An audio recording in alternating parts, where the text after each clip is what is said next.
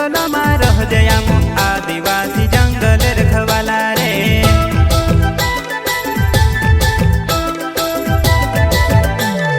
चल जंगल जमीन काजे पूजे रे आदिवासी दुनिया ने रखवाला रे।